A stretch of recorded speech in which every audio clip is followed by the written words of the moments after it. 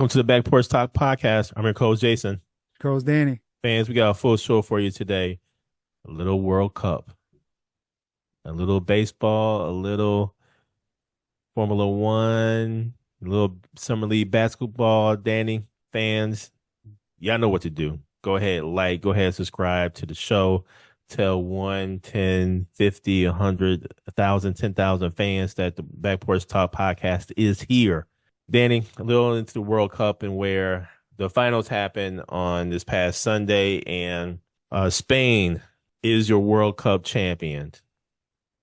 And this was an interesting match before going into this. And I texted you on this, Danny. I said that Spain's defense is wicked. It doesn't matter what sport. The old saying that defense wins championships, that's a true statement. That's a true statement, man. And going into the World Cup final, Spain only allowed one goal the whole tournament. You kidding me? And so after looking at their semifinals against France and then ultimately, even the quarterfinals, I was like, you know what? This defense is wicked. I don't see who can really score past Spain. So having thought about that, I chose Spain. Now, yes, Argentina is a favorite. Of course, with Messi, the storyline of him wrapping up his World Cup play in his career, the best way to do it is go out as a champion, etc. Yeah, you had that storyline. But I held true. I was like, man, Spain gonna win this thing, man. I remember, I forget what football game it was, and where it could have been a college football game. I remember Alabama playing in the national championship game several years ago, and they did not let their opposing team, I can't remember who the opposing team was, but they did not let the opposing team go beyond the 50-yard line. That's what it felt like in watching this World Cup final. I did not see Argentina get past midfield, man. And it was more so towards the end, and where, yes, they did, because at that point in time, they were pressing, trying to score a goal. Hey, man, Spain's defense did not really allow them to go past midfield. And so you got to give credit where credit is due. Spain is the world champions and a true world champion. A very interesting final, a very interesting World Cup in three countries: Canada, Mexico, and the United States. What say you, Danny, about the World Cup? Well, Jason, I will say that the World Cup was the complete opposite of the third place game, where with England and France, with England taking third, winning 6-4, but Mbappe actually took the record. So there's some controversy there because that game was curious if they should count that or not, as it wasn't the championship. But either way, Mbappe scored 2 goals in the game, but England took third. But in the championship game, Jason, I will say we were texting during the game, and Martinez, the goalkeeper from Argentina, should have been the MVP, even though they lost. Yeah, man. He set the record with 11 saves. Like, Spain was just shooting at him all game. All game. It was kind of a broken play, the way the ball went when Spain actually scored. If Spain would have lost on penalty kicks, because that's what, they had every opportunity to, they just kept going, but he was taking care of everything, man. So Martinez, man, he had a heck of a game, even though they lost 1-0. Argentina's game plan, it was like they were playing for that tie. Yeah. Oh, yeah. Absolutely. Yeah. Not to say Spain's defense isn't like top notch, but it seemed like Argentina was like, let's just get to penalty kicks and take our chances there. And they almost made it because Spain didn't score until the second half of the extra time. Then Argentina had 0 shots on target.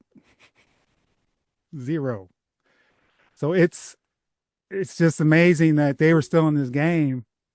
The way Spain was just pressing on the offensive side of the ball.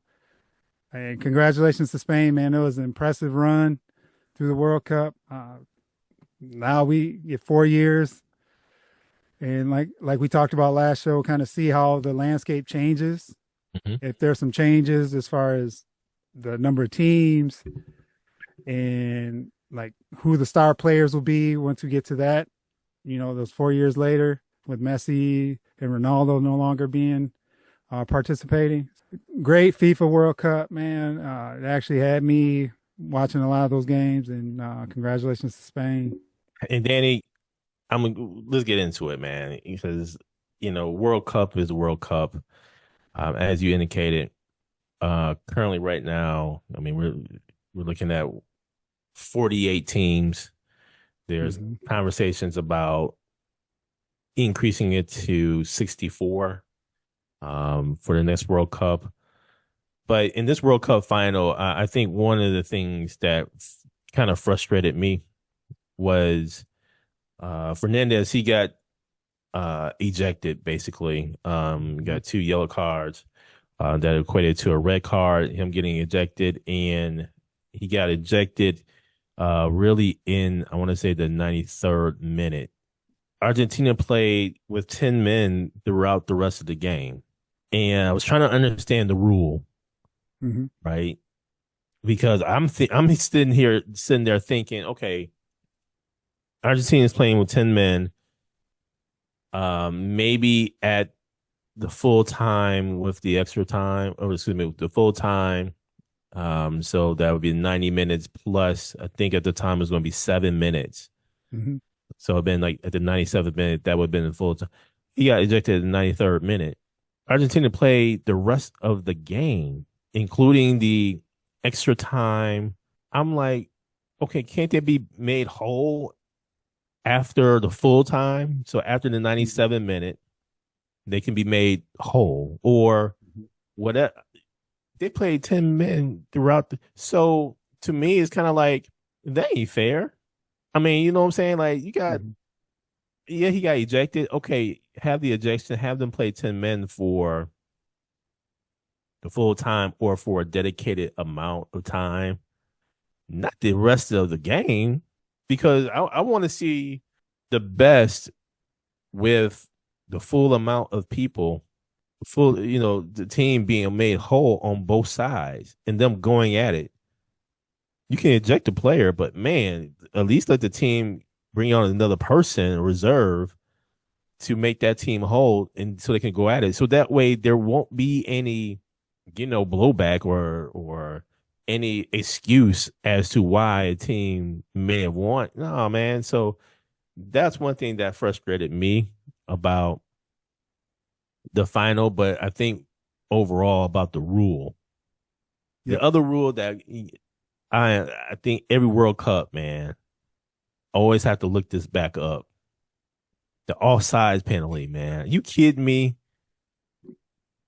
There were so many offsides. I was like, man, what is an offside? And they keep stopping, Mm-hmm. slow mo, showing you and where person maybe leaning a little bit, too much. What? Are you kidding me? Yep. To me, it's like the back defender should be defending. Mm-hmm. It's not my fault that they're not defending if I get past them. Yeah. You kidding me? So to me, that's in basketball, the defense was always the basket, defender, the offensive player. So you're in between the defender and the Mm-hmm. basket, right? Yep. If they get past you, that's your fault. It's like a That's back on. door. Yeah. So this offside rule, if it's blatant, I get it. Because if cherry picking, all that, I get that part. Okay. But come on, man. This offside stuff is just mind boggling. So those are the things that I don't care too much for soccer, those two rules. The other thing, real quickly, Danny, I have Mm-hmm. to note here the World Cup was in America. There's a couple of things that was Americanized, that Americanized the game, right? The World Cup halftime. So the halftime was 27 minutes and 10 seconds or 19 seconds or something like that. Usually, halftime is a maximum of 15 minutes, Mm-hmm. and this halftime included Madonna, Shakira, Justin Bieber, and BTS. The other thing that was interesting were the water breaks. So in a sense, we created four periods in the game, if you will, Yeah. by including two water breaks. Yep. And so, Danny, I'm just saying, okay, I'm wondering if that is going to move to the next World Cup or to any other major final or tournament, just because during those water breaks, a lot of commercials were being played, money was being made, you know. Yep. So I'm just curious if that translates. Fans, let us know how you enjoyed or did not enjoy the halftime show or the water breaks, or give us your take on some of these soccer rules. What say you, Danny, about the rules and Mm-hmm. anything else that may have bothered you during the World Cup? Jason, the two you pointed out, I'm in total agreement with, especially so with the red card, I can see, that holding true, right, for the game, like in the pool play or whatever. But in the final, I think it should be an exception. Mm-hmm. If Mm-hmm. because in any other sport, if someone gets ejected, you still get the opportunity to put someone in. Mm-hmm. So this one is a special case with soccer. Don't understand it, but I think for the final, it should be an exception where, like you said, they play with 10 players with the red card, but if it goes to extra time, they get to pull someone in the game. Offsides, I agree with that too, man. It's just Spain had actually one of their goals got taken away Mm-hmm. on a Sure did. controversial offside. Mm-hmm. I mean, I'm curious if anything will be adjusted for the next time around. The other one, Jason, rule is the one where you cover your mouth, Oh, and that's a yellow card, come on, man. so you can't talk junk. Like, Can't talk junk, man. but I did notice a couple cats got away with it, Oh, absolutely. so it was like at least be consistent because because Now, that's where a couple unless they teams were said some arguing. words. Yeah, a Unless they couple teams magic were arguing words. like he went like this. So that's one of the rules, man. I was like, all right, man. Just if they saying something, that's it is what it is. So if a fight ensues, then that's on the teams. But and then as far as the halftime show, man, halftime shows go too long. I'm always bitter because I think that's why Atlanta lost to the New England Patriots. So I got to Oh, bring this back to my Falcons with football coming up. where did that come That from, halftime man? show was like 40. It seemed like it was like 45 minutes long. It was like 30. And they took all their momentum away. So I think it was Lady Gaga, if I'm not mistaken. I'm like, man, if this don't get done. And then all of a sudden, I remember Muhammad Sanu called it out like, man, that halftime show killed our momentum. Anyway, I digress on that. And the water breaks, I think, or hydration breaks, I think are going to stay because it's going to be hot Hmm. when they go to, was it Morocco and Portugal and Spain, if I'm not mistaken, are Yeah, three sites? Africa, Yeah. 2030. Yeah. So, yeah, I think they're going to keep those hydration breaks for whatever, if anything, is from the money perspective because they can throw those ads in there and make some dollars. In addition to what you said, man, it's just the mouth covering one that just killed me. Well, the only thing with the hydration breaks, I mean, if you have an indoor stadium, air conditioned, I mean, Yeah. you No, know, that totally makes sense. but Totally yeah, makes sense. yeah. But now, Jason, the almighty dollar is really kicking in now. Oh yeah. So they're gonna try to get as many ads as they can in, and those Hmm. hydration breaks are that opportunity. Yep, absolutely, absolutely. And now, Danny, into a little Formula One, and where Belgium was the location for the Grand Prix this past weekend. Kimi Antonelli continues to dominate in the season, where he actually wins that Grand Prix. And you had Charles Leclerc second, and then ultimately Max Verstappen in third to make the podium. Then you had Sir Lewis Hamilton at fourth. Um, and so as the driver standings read, Kim Antonelli is leading with Sir Lewis Hamilton now in second with George Russell, who did not finish the Belgian Grand Prix due to a racing incident. With Sir Lewis Hamilton, he rounds out top three. And let me just say, I think it was a race incident from when I looked at it.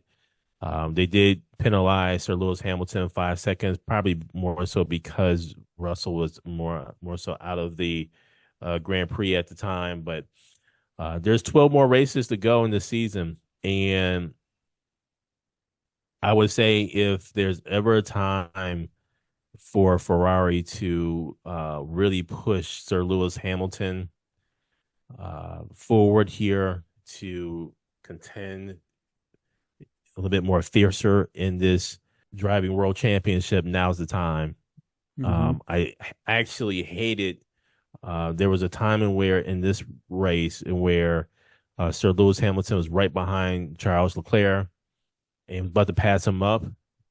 He backed off because he didn't want to basically uh, get in an accident with Charles Leclerc. But he did go on the radio and said, "Hey, I have more pace than Charles Leclerc." Mm-hmm. In a sense, let me by. Yep. And not only that, in a sense, hey man, I am the one who's closest in this world championship. I think, in my opinion, Ferrari should let Sir Lewis Hamilton go and go Mm-hmm. for it. It's not to say that Charles Leclerc is not in the running for a world championship, but he's like 80 some points, close to 80 points away from Kimi Antonelli versus that of Sir Lewis Hamilton being like 44, 45 points away. That's a big difference, man. And so Sir Lewis Hamilton is in the running for a world championship. My argument with Ferrari, you should have let Sir Lewis Hamilton get by and let him go for it. What say you, Danny, about the Grand Prix in Belgium? Kimi Antonelli's back in first place. Leclerc was holding them. They were battling, and I know Leclerc's had some bad mojo in these finishes. So for him to take second was good on him. But I, like you said, man, the Sir Lewis Hamilton thing, they've had this a couple times with Mm-hmm. Ferrari, Mm-hmm. where Sir Lewis Hamilton's held off. Mm-hmm. This isn't the only race where that's happened. We're this close. Antonelli's dominating, so every point counts Mm-hmm. that we can get. And right? You look at the difference between Hamilton and Leclerc in this race is 6 points, but that 6 points can go a long way coming down the wire. Like you mentioned, with 12 races left. George Russell being put out the race off the rip, huge, and for Sir Lewis Hamilton to bounce back from that too. With that whole thing at the beginning of the race. I'm still curious, man, about McLaren. They just, well, Piastri took fifth and Norris took seventh. They just can't get in the rhythm because they were running well in this race for a while, and then Mm-hmm. they just fell back. So I'm curious what's going on there, and will they just continue to stay down here, and then it'll just be Mercedes and Ferrari, and then Verstappen, from Red Bull Mm-hmm. mixing in here, going down to the wire. Congratulations to Antonelli, man, number 6 on the year, and then they head to Hungary next week. So we'll see if he keep up that momentum. And now, Danny, into a little baseball where the Brewers are continuing to thrive here after the All-Star break. And they just they're in the process of facing the New York Mets, and where yesterday they faced none other than Freddie Peralta, former Brewer. I've indicated they should have kept Freddie. I still believe that even though Freddie is struggling this year, I think a Mm-hmm. part of his struggles is due to the team makeup. And who knows? Could be the pitching coach. It could be just the whole vibe in New York. And excuse me. And I think that has something to do with it. Freddie did not pitch a good game at all yesterday. He basically allowed 8 hits, 7 earned runs in 5 innings of play. And the Brewers pretty much went ahead and tapped on him. And so the Brewers win 8-3. And let me just say this, Danny. The Brewers are doing pretty well. Miz pitched. He wrapped up the game early. I believe due to just wanting to be extra cautious with Miz. Right now, the Brewers are 7 games ahead of the Cubs in the division. Let me just say this.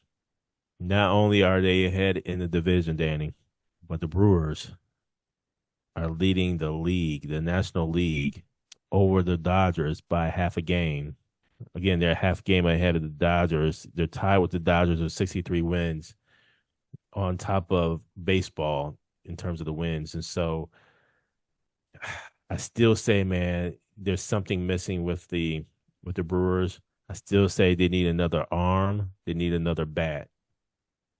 Reason why I keep saying that, man, because I don't know about you, Danny, but in looking at our lineup and looking at the batting average, I mean, right now, Yelly's only batting 240.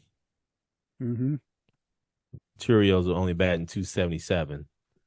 Terrain's only batting 261. Contreras batting 277. Mitchell 283. Vaughn 312. Mm-hmm. The only person in the lineup batting 312, man. You kidding me? Back in the day, Danny, we had several 300 hitters, man. Several. Yeah. That is really something that's lost. But what say you about baseball? What say you about the Milwaukee Brewers, Danny? It was nice to see the Brewers after what happened before the All-Star break with them getting swept by the Pirates. They come out and sweep the Marlins, who going into the break were pretty hot. They've cooled off, obviously, after getting swept by the Brewers. And then the Brewers start the Mets series off with a victory, which is huge. Also because Harrison, so Woodruff was announced he's out for the season. So that's an arm down. Kyle Harrison is out, but it looks like he should be back. He's going to start his rehab assignment and hopefully be back by the end of the month. But that's their number two, I would say, behind Miz is Harrison, based on the year. So I'm curious if they're gonna make a move at the deadline. They did make the move for McCullers from Houston, but I still think they need another starter. Just the way this season's been going, you just need as much insurance as you can get with the arms moving like they are. And then Frelick went down on the offensive side of the ball, so we'll see when he gets back. But tonight they have Sproat going, so it's a matchup of Sproat was with the Mets, so we'll see what happens there. And then I'm looking at their schedule right now. So they have the Rockies coming up, which I'm hoping they get 2 out of 3 at least on there. And then they go out west against the Giants and the Angels. So some winnable games, in my opinion. So now they just got to keep on it and keep pace with the Dodgers. The Dodgers, Jason, their bullpen is starting to look a little shaky. So they've been looking lights out. Now they're looking like the Dodgers from last year. I think they're just a little worn down. Which is amazing coming out of the break, saying that. But if they can start looking a little shaky, that gives Brewers some hope going into the playoffs. But it's too early to say that now. We're still in mid-July. So there's a lot of baseball to be played. Good on them to start off on the winning track after the All-Star break. And Danny, real quickly into NBA with Summer League and where the Warriors actually wins the Summer League. The Bucks finished 2-3 in the Summer League. Man, interesting look at the top picks. What say you, Danny, about the NBA Summer League? Burries was on first team for the All Summer League team. Lindenberg from the Warriors actually was the MVP. And it was just good to see Burries, man, show up like this. But the question is, and I brought it up in our text chat, the Bucks are gonna have to make a move, man, because you can't keep Burries on the bench. You gotta let him get some minutes. Mm-hmm. So I'm curious to see what they do because they have a log jam. We talked about this with the whole Gary Trent signing last week. They have a log jam at guard. Are they gonna make some moves so these rookies can, especially Burries, can get some time? So I'm curious to see what happens. But great showing by him, and the rookies in general, man, there was some like Wilson, Boozer, DeBonsa sat out the tail end of the summer league, Peterson as well, but they all look pretty good. So it was a good showing that way from the top half of the draft. So looking forward to training camp. That's a couple months away. But I'm looking forward to seeing the Bucks make some trades to free up some of this logjam at guard. Thank you for joining us at Back Porch Talk Podcast. You can also join us on Twitter by tweeting us at @back_podcast. For more information, you can go to our website, which is backporchtalkpodcast.com. You can also email us at backporchtalkpodcast@gmail.com. Again, thank you for joining us, and remember that there's enough hate in the world, so go ahead and spread a little love.